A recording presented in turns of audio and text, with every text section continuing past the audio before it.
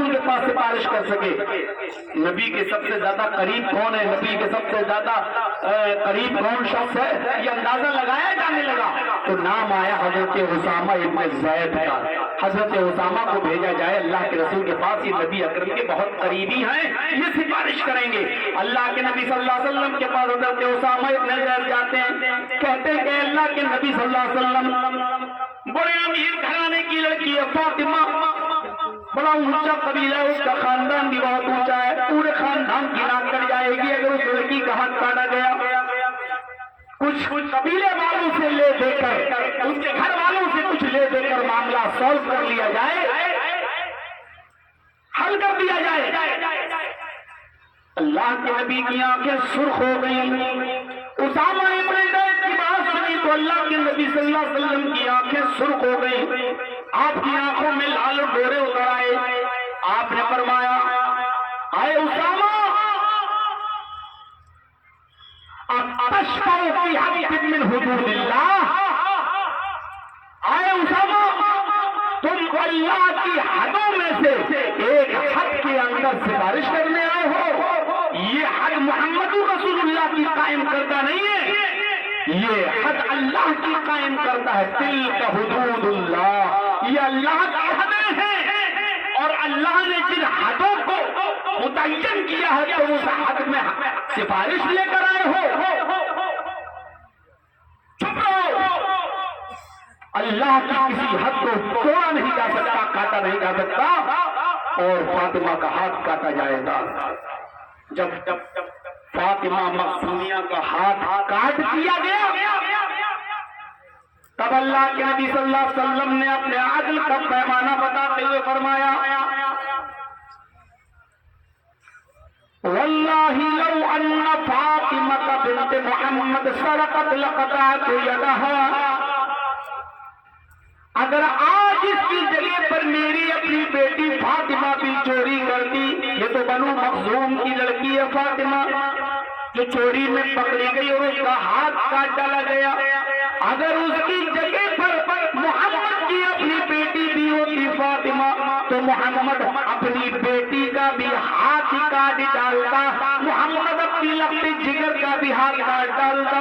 جبکہ مجھے اپنی بیٹیوں میں سب سے زیادہ محبت فاطمہ سے ہے, چھوٹی بیٹی سے, لیکن میں اپنی بیٹی کا بھی ہاتھ کاٹ ڈالتا. اللہ کی نافذ کردہ حدوں میں بھی کسی حد کو توڑنے کی ضرورت مجھے بھی نہیں ہے, تم کیسے آ گئے ہو سفارش کرنے کے لیے؟ یہ ہے معاملہ میرے بھائیوں, عدل اور انصاف. ہر شخص کو عدل اور انصاف سے کام لینا چاہیے. آپ کو واقعہ یاد ہے شاہ غسان کا, جس کا نام جبلہ ابن ایہم تھا. اللہ کے نبی صلی اللہ علیہ وسلم کو بھی اپنے زمانے میں شاہ غسان کی طرف سے ہونے والے حملے کی چنتا ستاتی تھی. صحابہ کرام کو آپ باخبر کرتے تھے کہ مجھے غسان کی طرف سے ہونے والے فتنے کا اندیشہ ہے, ہوشیار رہنا, یہ تمہارا بہت بڑا دشمن ہے, لہذا ان سے چوکنا رہنا. اللہ کے نبی کو بھی شاہ غسان کی طرف سے ہونے والے جھگڑے اور فتنے سے خدشہ تھا. اپنی زندگی میں آپ لوگوں کو اجاگر کرتے رہے, اور ایک دن آیا کہ اللہ کے نبی اس دنیا سے رخصت ہو گئے. ابو بکر کا زمانہ آیا, ابو بکر بھی اس دنیا سے رخصت ہو گئے. حضرت عمر فاروق کا زمانہ آیا, کئی سالوں تک حضرت عمر فاروق خلیفہ رہے, تقریباً 10 سال تک, 4 5 6 سال ملک فتح ہونے لگے. یہ ملک حضرت عمر فاروق کے زمانے میں بہت بڑے بڑے ملک فتح ہوتے چلے گئے. شاہ غسان جبلہ ابن ایہم بھی اسلام کی خوبیوں سے متاثر ہو گیا, لیکن اس نے سوچا کہ اگر میں عمر کے پاس جاؤں گا اور اسلام قبول کرنا چاہوں تو کہیں عمر دشمنی میں مجھے قتل نہ کر دے. بہت نقصان پہنچایا ہے ہم نے مسلمانوں کا اور اسلام کا, کہیں یہ مجھے عمر قتل نہ کر دیں. ایسا ہو سکتا ہے کہ مجھے معاف نہ کریں اور میرے قتل کا حکم نافذ فرما دیں. شاہ غسان نے اپنا ایک قاصد بھیجا عمر فاروق کے پاس, جس لیٹر کو دے کر بھیجا امیر المومنین اے عمر بن خطاب، میں شاہ غسان قبلہ ابن ایہم اسلام کی خوبیوں سے متاثر ہو کر اسلام قبول کرنا چاہتا ہوں، کیا آپ کے دروازے پر مجھے اسلام قبول کرنے کی اجازت ملے گی؟ اس نے اپنا قاصد بھیجا یہ دیکھنے کے لیے کہ دیکھیں قاصد کیا جواب لے کر آتا ہے۔ ہو سکتا ہے کہ عمر دشمنی میں میرے قاصد کو پکڑ کر ہی قتل کر دے، اگر قتل کر دیتے ہیں تو میں سمجھ جاؤں گا کہ عمر مجھے کسی بھی قیمت پر معاف کرنے کے لیے تیار نہیں ہے۔ قاصد جب شاہ غسان کا لیٹر لے کر جاتا ہے، حضرت عمر نے جب اس لیٹر کو پڑھا تو خوش ہوئے اور فرمایا اے قاصد، شاہ غسان سے کہہ دینا، جبلہ سے کہہ دینا کہ حضرت عمر فاروق نے فرمایا، امیر المومنین نے فرمایا ہے تم اطمینان کے ساتھ آ سکتے ہو، بے فکر ہو کر تم آ سکتے ہو مدینے، اور تم سے کوئی انتقام نہیں لیا جائے گا۔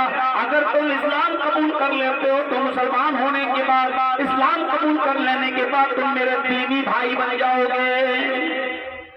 شاہ غسان کو بڑا تعجب ہوا کہ حضرت عمر سے مجھے ایسے جواب کی توقع نہیں تھی، اور عمر نے یہ جواب دیا۔ بہرحال شاہ غسان اپنے 500 سپاہیوں کے ساتھ، باڈی گارڈ کے ساتھ گیا، اور تھوڑی دور جب رہ گیا مدینہ تو وہاں رک کر اس نے نئے کپڑے پہنے، سپاہیوں کو خوبصورت وردیاں دی، سارے سپاہیوں کے ہاتھوں میں ننگی تلواریں، اور اس شاہ غسان نے جو تاج پہنا وہ تاج آگے سے ڈائمنڈ ہیرے سے جڑا ہوا تھا اور پیچھے سے سونے سے جڑا ہوا تھا، چمکدار تاج پہنتا ہوا